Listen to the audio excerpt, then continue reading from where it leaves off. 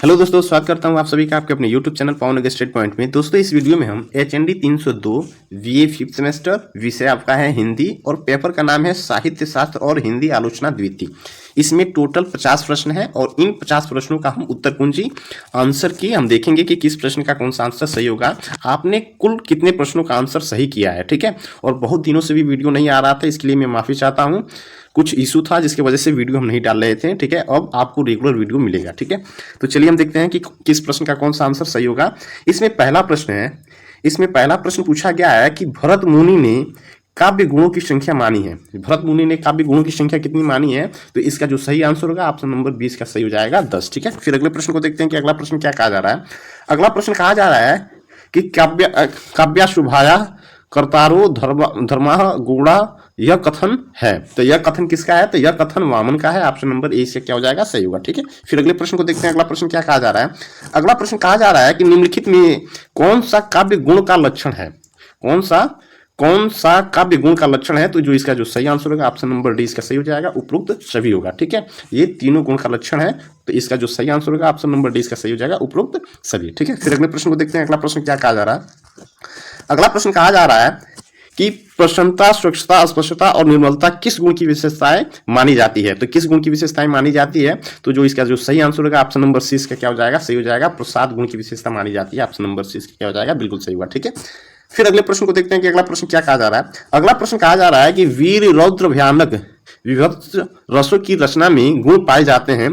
तो कितने गुण पाए जाते हैं? कौन से गुण पाए जाते हैं? तो जो इसका जो सही आंसर होगा ऑप्शन नंबर 20 का क्या हो जाएगा? सही हो जाएगा, उस गुण, ठीक है। फिर अगले प्रश्न को देखते हैं कि अगला प्रश्न क्या कहा जा रहा है।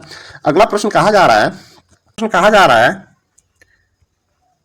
अगला प्रश्न कहा जा रहा है कि बतरस लालच लाल की मुरली धरी लुकाए असौ करे भवनी हंसे दे कहीं नटी जाए काव्य पंक्ति में प्रयुक्त गुण है। तो इस काव्य पंक्ति में कौन से प्रयुक्त गुण है? तो जो इसका जो सही आंसर होगा ऑप्शन नंबर ए इसका सही हो जाएगा, माधुर्य गुण है। ऑप्शन नंबर ए इसका क्या हो जाएगा? बिल्कुल सही होगा, ठीक है। फिर अगले प्रश्न को देखते हैं कि अगला प्रश्न क्या कहा जा रहा है। अगला प्रश्न कहा जा रहा है कि ऐसी काव्य रचना जिसको पढ़ते ही अर्थ ग्रहण हो जाए वहां गुण होता है। तो वहां कौन सा गुण होता है? तो वहां ये प्रसाद गुण होता है। ऑप्शन नंबर सी इसका क्या हो जाएगा? बिल्कुल सही होगा, ठीक है, राइट आंसर होगा। फिर अगले प्रश्न को देखते हैं कि अगला प्रश्न क्या कहा जा रहा है। अगला प्रश्न कहा जा रहा है कि किस आचार्य ने शब्द गुणों को बाह्य गुण तथा अर्थाश्रित गुणों को अभ्यंतर गुण कहा है, ठीक है। तो जो इसका जो सही आंसर होगा ऑप्शन नंबर ए इसका सही हो जाएगा, वामन ने। किसने कहा? वामन ने कहा। ऑप्शन नंबर ए इसका क्या हो जाएगा? सही होगा, ठीक है। फिर अगले प्रश्न को देखते हैं कि अगला प्रश्न क्या कहा जा रहा है। अगला प्रश्न कहा जा रहा है कि जिन तत्वों से काव्य सौंदर्य की हानि तथा रस का अपकर्ष होता है उसे कहते हैं, उसे क्या कहते हैं? तो उसे काव्य दोष कहते हैं। ऑप्शन नंबर 20 का क्या हो जाएगा? सही होगा, ठीक है। फिर अगले प्रश्न को देखते हैं कि अगला प्रश्न क्या कहा जा रहा है। अगला प्रश्न कहा जा रहा है कि गुण विपर्तयात्मानो दोषः काव्य दोष की यह परिभाषा है। तो काव्य दोष की यह परिभाषा ये किनका परिभाषा है? तो इसका जो सही आंसर होगा ऑप्शन नंबर डी इसका सही हो जाएगा, आचार्य विश्वनाथ की परिभाषा है। ऑप्शन नंबर डी इसका क्या हो जाएगा? बिल्कुल सही होगा, ठीक है। फिर अगले प्रश्न को देखते हैं कि काव्य दोष के प्रकार हैं। काव्य दोष के प्रकार कितने हैं? तो देखिए काव्य दोष के प्रकार ये शब्द दोष, अर्थ दोष, रस दोष, ये तीनों है काव्य दोष के प्रकार। इसलिए जो इसका सही आंसर होगा ऑप्शन नंबर डी इसका सही हो जाएगा, उपरोक्त सभी, ठीक है। फिर अगले प्रश्न को देखते हैं कि अगला प्रश्न क्या कहा जा रहा है। अगला प्रश्न कहा जा रहा है कि शब्द दोष का भेद नहीं है।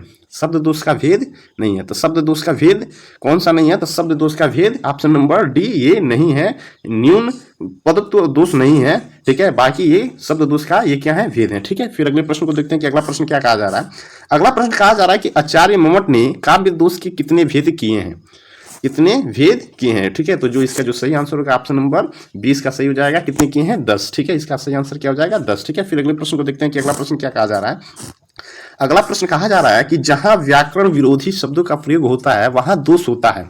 जहां व्याकरण विरोधी शब्दों का प्रयोग होता है वहां दोष होता है। तो वहां कौन सा दोष होता है? ऑप्शन नंबर 20 का क्या हो जाएगा? सही हो जाएगा, चतुर्थ संस्कृत दोष होता है। ऑप्शन नंबर 20 का क्या हो जाएगा? सही होगा, ठीक है। फिर अगले प्रश्न को देखते हैं। अगला प्रश्न क्या कहा जा रहा है।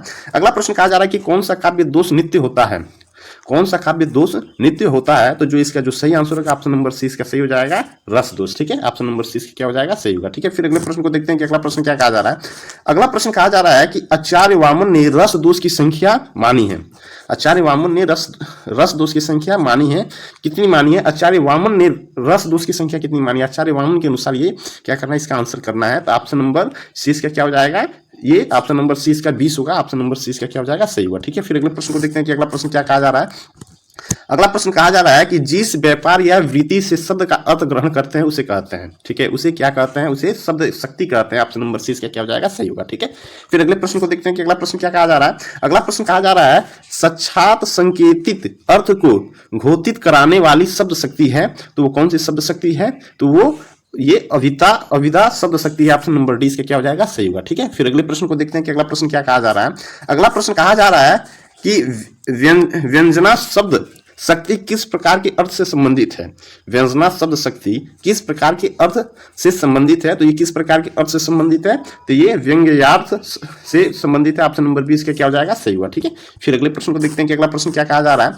अगला प्रश्न कहा जा रहा है कि चिरजीवो जोरी जुरै क्यों ना सने गंभीर, को घटिए वृष भानुजा के हलधर के वीर। इस उक्ति में शब्द शक्ति है। अब इस उक्ति में जो शब्द शक्ति है ये कौन सा है, इसको क्या करना है, बताना है आपको। ठीक है, इसमें कौन सा है, तो जो इसका जो सही आंसर होगा ऑप्शन नंबर डी इसका क्या हो जाएगा, सही हो जाएगा, अधि धामुला शाब्दी व्यंजना। ठीक है, ऑप्शन नंबर डी इसका क्या हो जाएगा, सही हुआ। ठीक है, फिर अगले प्रश्न को देखते हैं कि अगला प्रश्न क्या कहा जा रहा है। अगला प्रश्न कहा जा रहा है कि सारूपा लक्षणा में होते हैं, सारूपा लक्षणा में होते हैं, इसमें क्या होते हैं। ठीक है, तो जो इसका जो सही आंसर होगा ऑप्शन नंबर 20 का सही हो जाएगा, आरोप्य और आरोप्य माण दोनों होते हैं। ठीक है, ऑप्शन नंबर 20 का क्या हो जाएगा, सही होगा। ठीक है, फिर अगले प्रश्न को देखते हैं कि अगला प्रश्न क्या कहा जा रहा है। अगला प्रश्न कहा जा रहा है कि जहां गुण सादृश्य के आधार पर लक्षार्थ का बोध होता है वहां होता है, तो वहां क्या होता है, ऑप्शन नंबर बी का गौड़ी लक्षणा होता है। ठीक है, ऑप्शन नंबर सी क्या हो जाएगा, सही होगा। ठीक है, फिर अगले प्रश्न को देखते हैं कि अगला प्रश्न क्या कहा जा रहा है।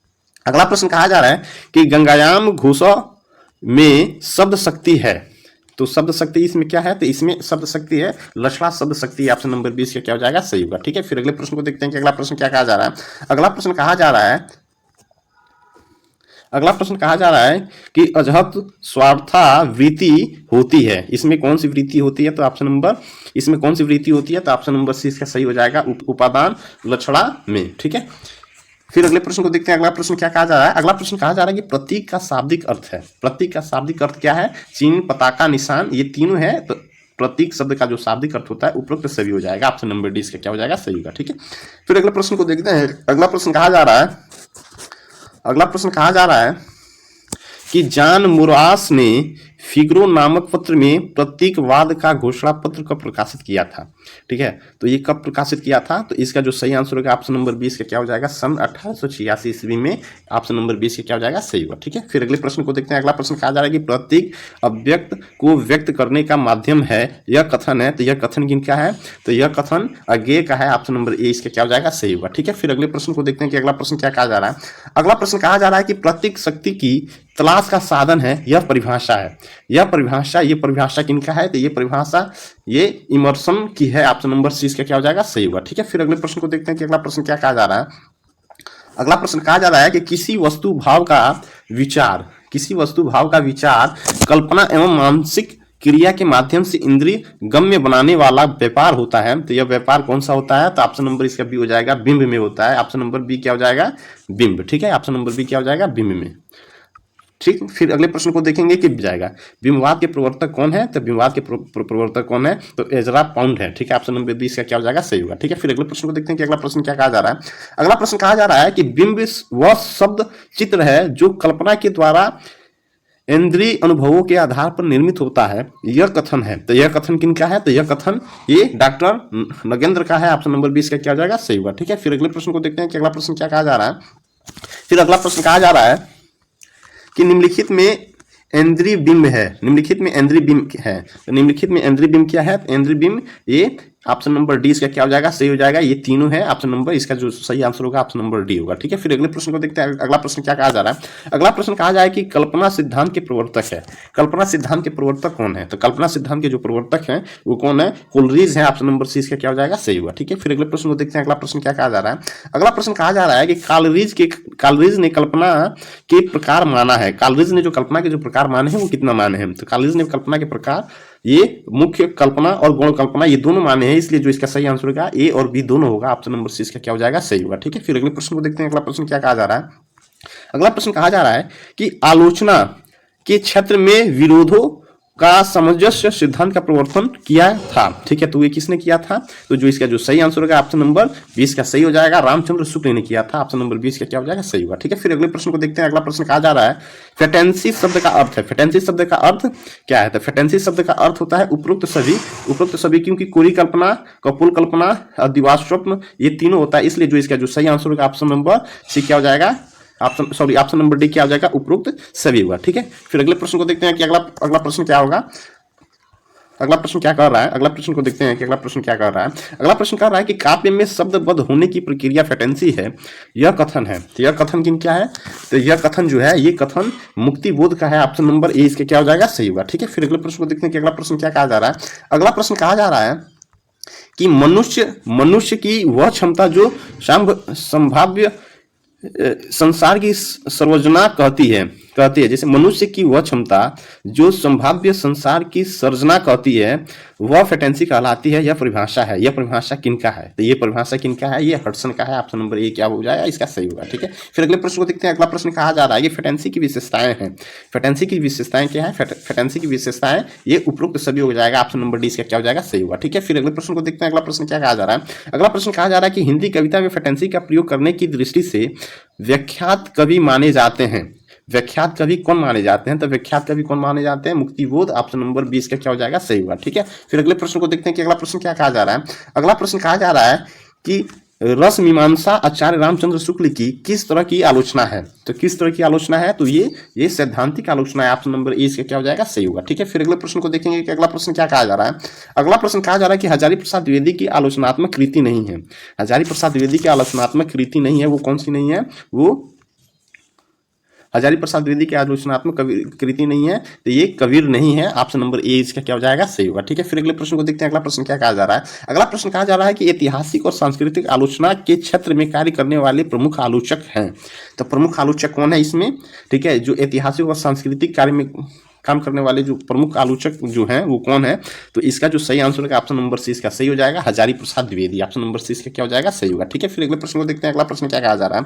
अगला प्रश्न कहा जा रहा है कि स्वच्छंदतावादी एवं स्पष्टवादी आलोचक माना जाता है। ठीक है, तो जो इसका जो सही आंसर होगा ऑप्शन नंबर क्या हो जाएगा? डी इसका सही हो जाएगा, नंद दुलारी वाजपेयी को माना जाता है। ऑप्शन नंबर डी इसका क्या हो जाएगा? सही होगा। ठीक है, फिर अगले प्रश्न को देखते हैं। अगला प्रश्न क्या कहा जा रहा है। अगला प्रश्न कहा जा रहा है कि हिंदी साहित्य 20वीं शताब्दी नामक ग्रंथ के लेखक हैं। तो ये ग्रंथ के लेखक कौन है? तो ये है नंद दुलारी वाजपेयी। ऑप्शन नंबर सी इसका क्या हो जाएगा? सही हुआ। ठीक है, फिर अगले प्रश्न को देखते हैं। अगला प्रश्न कहा जा रहा है कि सुमेलित नहीं है। तो सुमेलित नहीं है, तो इसमें से कौन सा सुमेलित नहीं है? तो ये इसमें से कौन सा सुमेलित नहीं है? तो ऑप्शन नंबर सी ये क्या है? सुमेलित नहीं है। आलोचक का दायित्व रामचंद्र तिवारी, ये सुमेलित नहीं है। ऑप्शन नंबर ये सी इसका राइट आंसर होगा। ठीक है, फिर अगले प्रश्न को देखते हैं। अगला प्रश्न क्या कहा जा रहा है। अगला प्रश्न कहा जा रहा है कि निम्नलिखित में से रामविलास शर्मा की कृति है। रामविलास शर्मा की कृति कौन सी है? तो रामविलास शर्मा की कृति इसमें से कौन है? तो निराला की साहित्य साधना। ऑप्शन नंबर ए इसका क्या हो जाएगा? सही होगा, रामविलास शर्मा की कृति है। ऑप्शन नंबर ए इसका क्या हो जाएगा? राइट आंसर होगा। ठीक है, फिर अगले प्रश्न को देखते हैं कि अगला प्रश्न क्या कहा जा रहा है। अगला प्रश्न कहा जा रहा है कि मार्क्सवादी आलोचक नहीं है। तो मार्क्सवादी आलोचक कौन नहीं है? तो मार्क्सवादी आलोचक हजारी प्रसाद द्विवेदी जी नहीं है। ऑप्शन नंबर डी इसका क्या हो जाएगा? सही होगा। ठीक है, फिर अगले प्रश्न को देखते हैं कि अगला प्रश्न क्या कहा जा रहा है। अगला प्रश्न कहा जा रहा है कि आचार्य रामचंद्र शुक्ल की कृति नहीं है। तो आचार्य रामचंद्र शुक्ल की कृति इसमें से कौन सी नहीं है? ठीक है, तो आचार्य रामचंद्र शुक्ल की कृति लोकवादी तुलसी नहीं है। ठीक है, बाकी ये आचार्य रामचंद्र शुक्ल की ये है तुलसीदास और रस मीमांसा। ठीक है, ये आचार्य रामचंद्र शुक्ल की कृति है, लेकिन लोकवादी तुलसी नहीं है। ठीक है, ऑप्शन नंबर डी इसका क्या हो जाएगा? सही हो जाएगा। बायोग्राफी लिटरेरिया नामक ग्रंथ के लेखक हैं। तो ये ग्रंथ के लेखक कौन है? इस ग्रंथ के जो लेखक हैं, इस ग्रंथ के लेखक कौन है? तो कालरीज। ऑप्शन नंबर 20 का क्या हो जाएगा? सही हो जाएगा। ठीक है, तो दोस्तों आप हमारे वीडियो में बने रहने के लिए कृपया चैनल को सब्सक्राइब कीजिए, लाइक कीजिए और वीडियो देखने के लिए धन्यवाद।